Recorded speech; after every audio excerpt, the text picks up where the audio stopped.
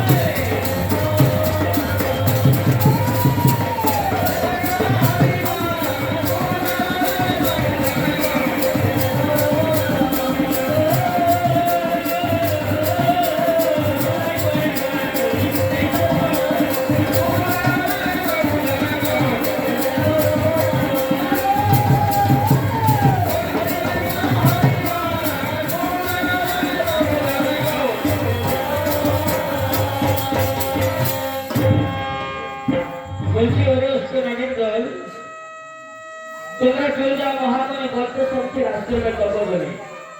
মহামণির আশ্রমে রয়েছে অনেক পক্ষী সাধকের বাচ্চা, আর সে পক্ষী বাচ্চাকে ধরে একে একে করে তুমি সবাইকে ভক্ষণ করবি, আর তোদের উদর পরিপূর্ণ করে আবার ফিরে আসবে আমার কাছে। মায়ের আদেশ মাথায় নিয়ে কি করলো? আজ মায়ের আদেশ মাথায় নিয়ে সকাল ও তারা চলিতে লাগিল। আজ তো পবন গিয়া তারা এগো দর্শন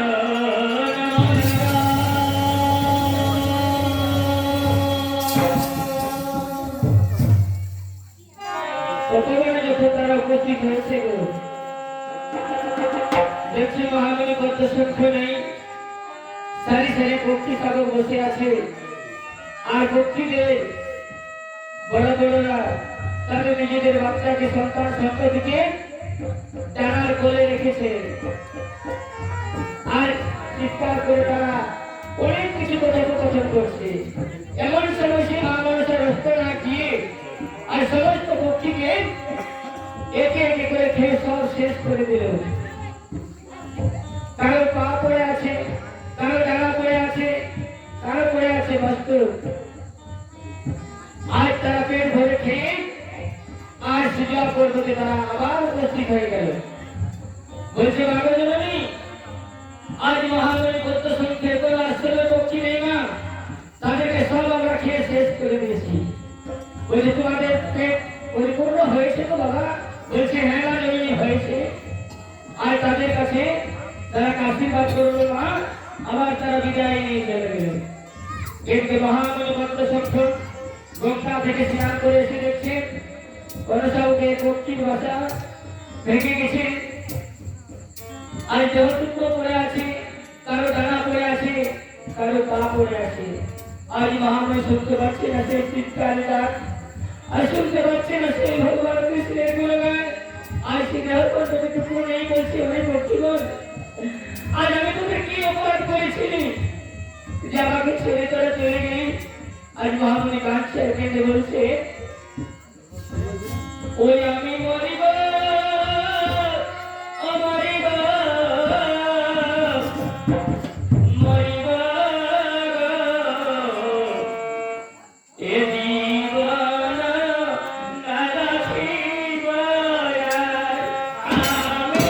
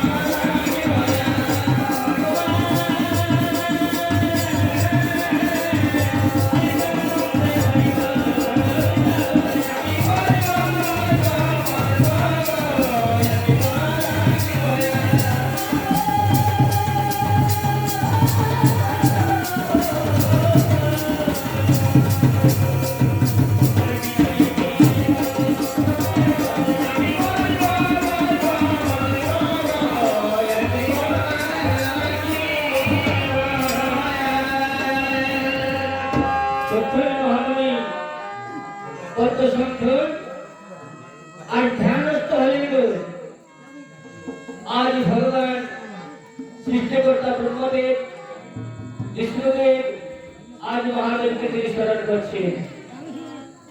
ও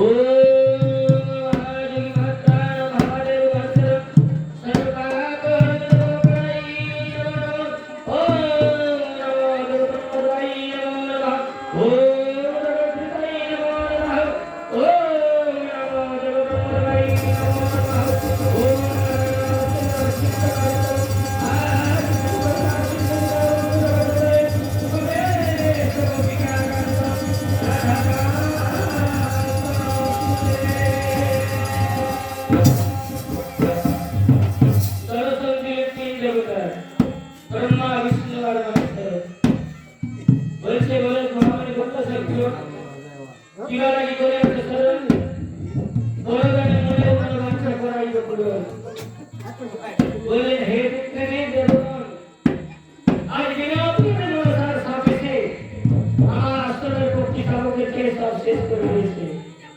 তাই আমার মনে আশা প্রভু আমি যেন পরজন্মে মনসার বাদী হয়ে জন্মগ্রহণ করতে পারি, আমি যেন হতে পারি সেই স্বর্গবিদ্বেষী রাজা। আজ তিন দেবতা আশীর্বাদ করবেন তথাস্তু। আয়ুষ্মান ভব, তুমি হও চির সুখী। আমরা তোমাকেও আজ আশীর্বাদ করলাম, পরজন্মে তুমি হবি সেই মনসার বাদী হয়ে জন্মগ্রহণ করবে। তবে সর্বত্র সম্ভবনী তুমি মর্তধামে জন্ম নেবে চম্পকনগরের রাজা কোটিশ্বরের ঘরে। কোটিশ্বরের স্ত্রীর নাম ছিলেন সুশীলা। তার সুশীলার গর্ভে তুমি জন্মগ্রহণ করবে। তুমি নদীর জলে ডুবে প্রাণ ত্যাগ করবে। সেই প্রাণ আত্মা সৃষ্টিকর্তা ব্রহ্মা বলছেন আমি আজ সুশীলার গর্ভে গিয়ে প্রবেশ করে দেব। আর তুমি কোটিশ্বরের গর্ভে জন্ম নেবে, সেখানে তোমার নাম থাকবে চাঁদ সদাগর, তুমি হবে সর্ববিদ্বেষী রাজা। এই বলে আজ তিন দেবতা অন্তর্ধান হয়ে চলে গেলেন স্বর্গলোকে। আজ স্বর্গপুরীতে চলে গেলেন সেই মহামণি পদ্ম সন্থ আজ নদীর জলে ডুবে প্রাণ ত্যাগ করলেন। আর সেই প্রাণ আত্মা আজ চম্পকনগরের রাজা কোটিশ্বরের বাড়িতে সুশীলার গর্ভে প্রবেশ করে দিলেন। তাই মা জননী সুশীলা 10 মাস 10 দিন করে একটি সুন্দর ফুটফুটে সন্তান জন্মগ্রহণ করলেন। তো সেই সন্তানের নাম রেখেছিলেন চাঁদ সদাগর। তাই চাঁদ সদাগর যখন ধীরে ধীরে ছোট থেকে বড় হতে থাকে, যখন তার পূর্ব বয়স হয়ে গেছে, তখন রাজা কোটিশ্বর বৃদ্ধ হয়েছে। বলছে ওরে পুত্র, আমি আজ রাজকার্য পরিচালনা করতে পারবো না, তোমাকে রাজ্যভার দিয়ে আমি এবার বিশ্রাম নিতে চাই। চাঁদ সদাগরকে রাজ্যভার দিয়ে বিশ্রাম নিয়ে আর সেই চাঁদ সদাগর তার বিবাহ যোগ্য হয়েছে। তাকে বিবাহ হতে তার আগে 6টি সন্তান জন্মগ্রহণ করেছিলেন। সেই 6টি সন্তানকে তারা বিবাহ দিয়েছিলেন।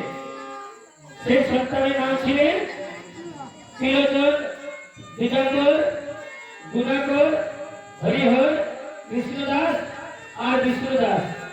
এই চাঁদ সদাগরের 6টি সন্তান জন্মগ্রহণ করলেন। এদিকে মা মনসার নেতা বলছে তাহলে চাঁদ সদাগর যদি আমার পূজা না করে, তাহলে মর্তধামে আমার কোনোতেই কিছুতেই পূজা প্রচার হবে না। তাই এটার সঙ্গে তারা স্থির করছে আমরা কি করবো। তার আগে চাঁদ সদাগরকে অনেক কিছু যন্ত্রণা দিয়েছিলেন, যেমন তার 14 ডিঙ্গা ধরে কালিতে হয়ে ডুবিয়ে দিয়েছিলেন বাণিজ্য করতে গিয়ে, তার গোলা বাগান ধ্বংস করেছিল, ওঝা ধরন্তরীকে বধ করেছিল। আর 6টি সন্তানকে তার পাণ্ডুরাগ দিয়ে হত্যা করে নির্বংশ করে দিয়েছিলেন। নির্বংশ করে দিয়ে তবু চাঁদ সদাগর মনসার পূজা করে না। এদিকে আইশ্বরকা সুন্দরী কেঁদে কেঁদে সেই চাঁদ সদাগরকে বলেছিল, প্রভু স্বামী, তুমি দয়া করে শুধু একটিবার মনসার পূজা করো। যদি মনসার পূজা না করো, তাহলে কিন্তু আমরা বোধহয় এই পৃথিবীতে আর কোনোদিন সন্তান সন্ততি দেখতে পাবো না। আর আমরা ধন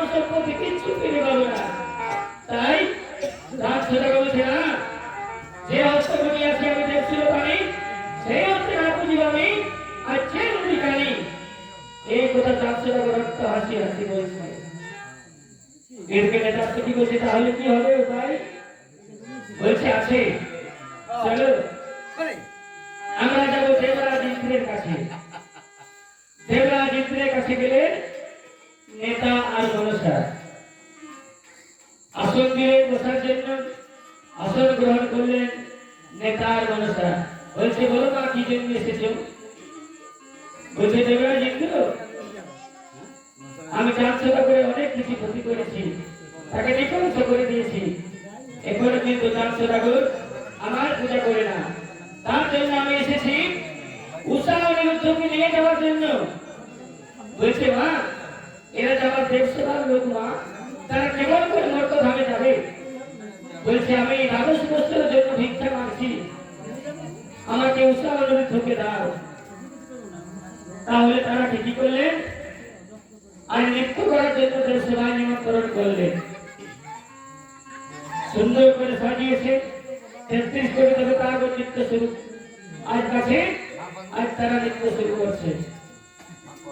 নৃত্য অবসরে তাল ভঙ্গ করে দিয়ে না দিয়েছে, আজ মা মনসা অভিষেক পাঠ করলেন। বলছো রে, যৌবনের অহংকারে চিনতে পারলিস না বলে যা, তোরা দেবসভা থেকে মর্তধামে গিয়ে জন্মগ্রহণ করবে মানুষ স্বরূপে।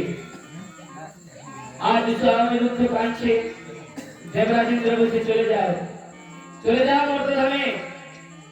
আজ মনসা বলছে মর্তধামে গিয়ে তোমাদের নাম হবে বেহুলা আর লক্ষিন্দর।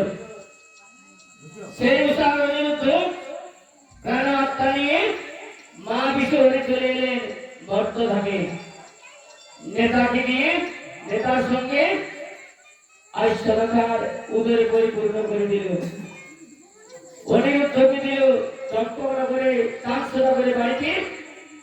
আর বেহুলা সুন্দরী হয়েছিল ওই যে উষা নিছড়িনি করে সাঁইসেবা করে বাড়িতে। তাই দুজন দুদিকে জন্মগ্রহণ করার পর তারা যখন বিবাহযোগ্য হয়েছে, ধীরে ধীরে বড় হলো, সে তাদেরকে চাঁদ সদাগর তার পুত্র লক্ষ্মী করে পুত্রবধূ করে বেহুলাকে নিয়ে এলো চন্দ্রগ্রহণে। তার আগে পাতালে পর্বতে করলেন ভালোবাসে ঘর, কারণ বেহুলা সুন্দরী যখন তার বাবার মুখস্থ করে স্নান করতেছিল, মা মনসা আজ ব্রাহ্মণের রূপ ধারণ করে আজ বেহুলাকে ছলনা করতে গিয়েছিল। বেহুলা যখন পায়ে জল লেগেছে তার গায়ে,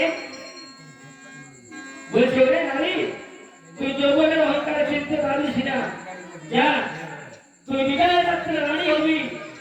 তোর স্বামীকে সে বিবাহ রাতে সরকার কাছে তোর স্বামীর মরণ হবে। এই অভিযোগ পাঠ করেছিলেন মা মনসা। এদিকে অভিযোগ পাঠ করে সেই সর্পের ভয়ে চার সদাগর করেছিলেন সাতালে পর্বতে লোহার বাসে ঘর। আর সেই বাসনের ভিতরে রেখেছিলেন তার পুত্র আর পুত্রবধূ বেহুলা সুন্দরী।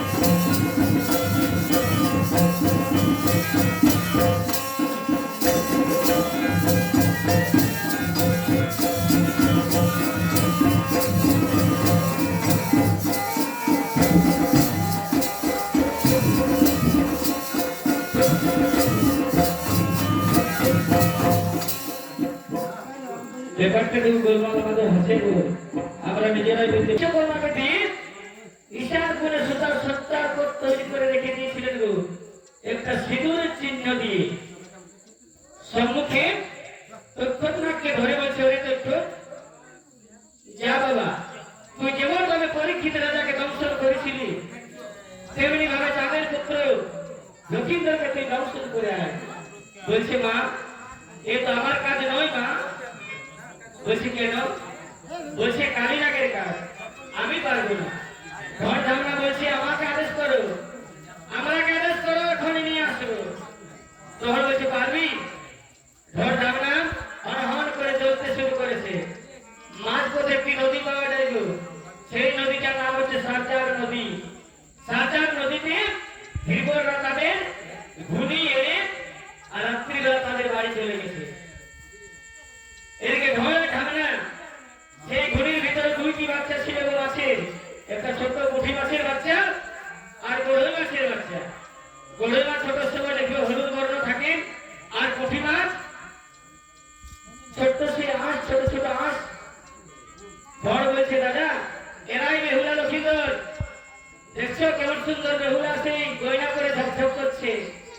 আর লক্ষিন্দর হলুদ গা মেখে আর এই নদীর জলে প্রবেশ করেছে, সেই প্রাণের ভয়ে তারা বেড়েছে দিয়েছে। এই বলে তারা জয় মা বিশ্বহরি করে যেমনি প্রবেশ করেছে জয়ের ভূমিতে, অমনি তারা বন্দী হয়ে গেছে। মা বিশ্বহরি ধ্যানস্থ হয়ে দেখলেন যে তারা বন্দী হলে জেলেদের ভূমিতে, তখন ধীবরকে স্বপ্ন দিচ্ছে, ওরে ওরে ওরে ধীবর, ও তোরা যারে নদীতে আজ বড়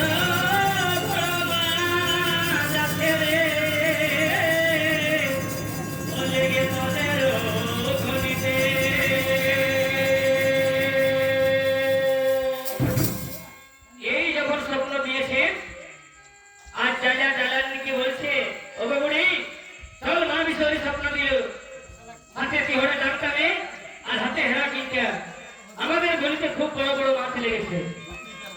আর যখন নদীর ঘাটে তারা উপস্থিত হয়েছে, পা দিয়ে তারা ছিটাকছি করছে সেই ঘনিকে। ঘনি তার লড়াতে পারছে না বাবা, প্রচন্ড ভারী। বলছে হ্যাঁ গো লাগিয়েছে। বলছে আর বলিস না বিরাট ব্যাপার, যদি ঘনিটা তুলতে পারি সকাল হলে আমরা বড় লোক। এত মাছ লাগিয়েছে আর এত ভারী লাগছে।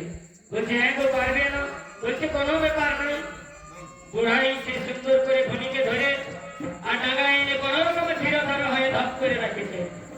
ভাদর মাসে তাল পাকা কেমন করে গো, তুম করে যখন ধপ করে মাটির মধ্যে পড়েছে, এখন সে দুটা ঢড়